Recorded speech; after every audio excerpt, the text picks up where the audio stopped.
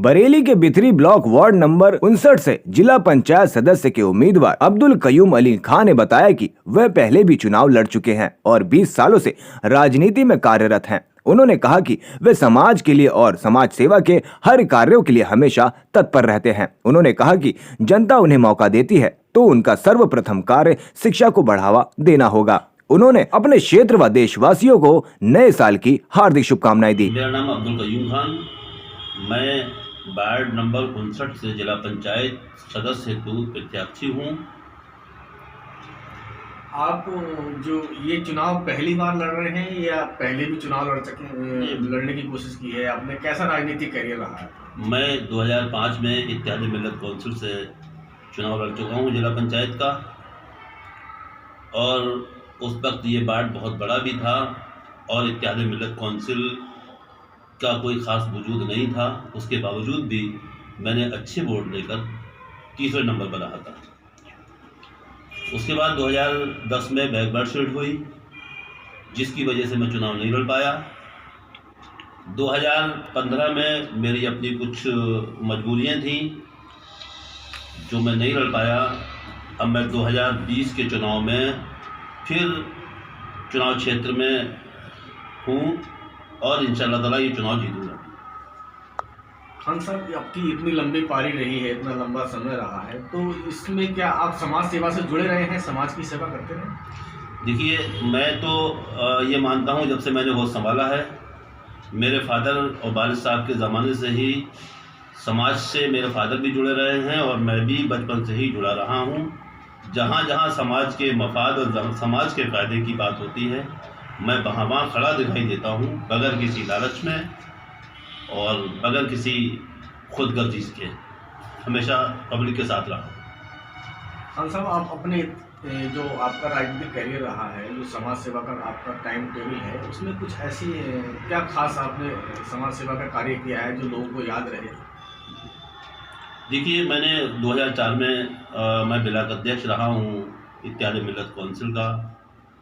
उसमें सबसे बड़ा एक काम हमारा ये रहा है उस दौर का कि हमारे यहाँ बिल्कुल गांव के किनारे पर पुलिस चेकिंग होती थी और पुलिस बहुत परेशान करती थी। किसी बच्चे को मिठाई के लिए घर वाले भेजते थे तो पुलिस 100-200 रुपये लेके, है ना, और उसकी गाड़ी छोड़ती थी। कुछ दलाल टाइप के लोग भी बैठे रहते वहाँ पर। तो मैंने वो चेकिंग बंद कराई और दरोगा के खिलाफ कार्रवाई की और उसके बाद वो चेकिंग बंद हुई।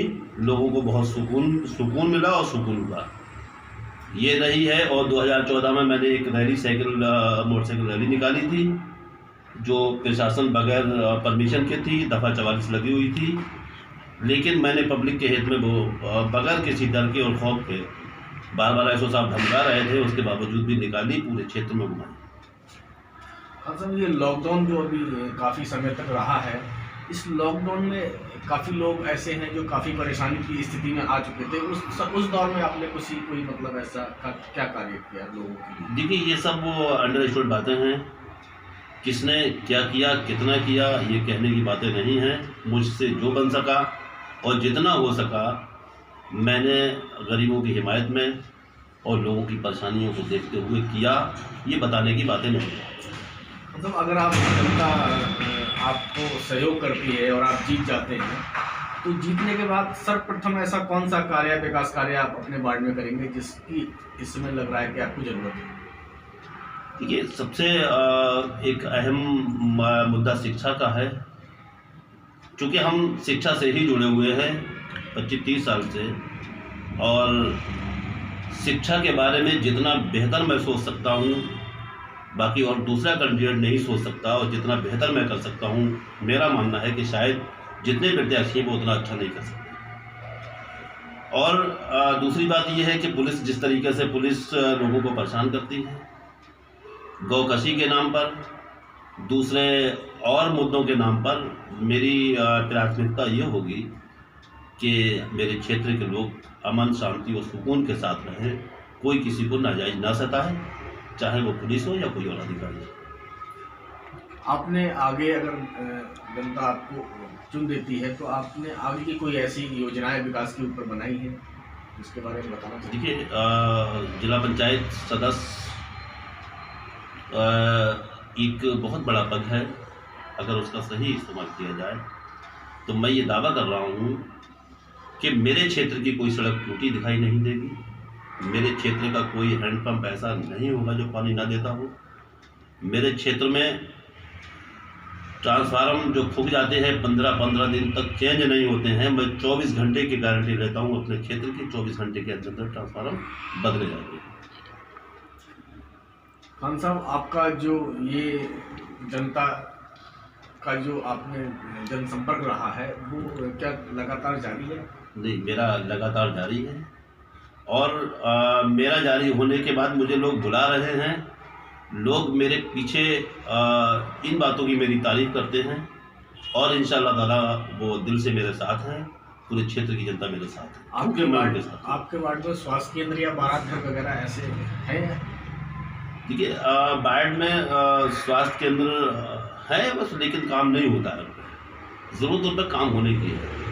भाई, स्वास्थ्य केंद्र से क्या है जब डॉक्टर ही ना हो, दवाइयाँ ना हो, देख रेख ना हो, उससे क्या फायदा। तो जहाँ भी जो है वो सारी चीज़ें सही तरीके से काम करेंगी, जेन्युइन काम होगा, नियमानुसार काम होगा और अगर ज़रूरत होगी तो नए भी बनवाए जाएंगे।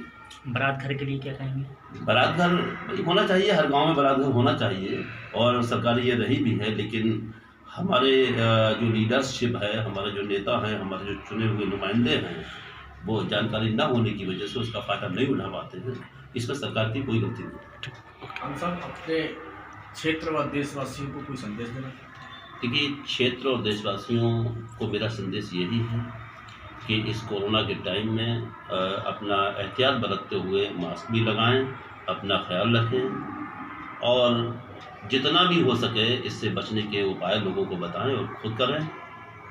और मैं अपने क्षेत्र की जनता को, बल्कि तमाम उत्तर प्रदेश वासियों को, देशवासियों को नए साल की मुबारकबाद पेश कर रहा हूँ और मुबारकबाद देता हूँ कि जो आने वाली 2021 हो वो 20 की तरह ना गुजरे और सभी लोग हंसी खुशी से रहें और एक दूसरे से प्रेम मोहब्बत करें और नफ़रतों की सियासत से दूर रहें। यही मेरा संदेश है। जय हिंद, जय भारत।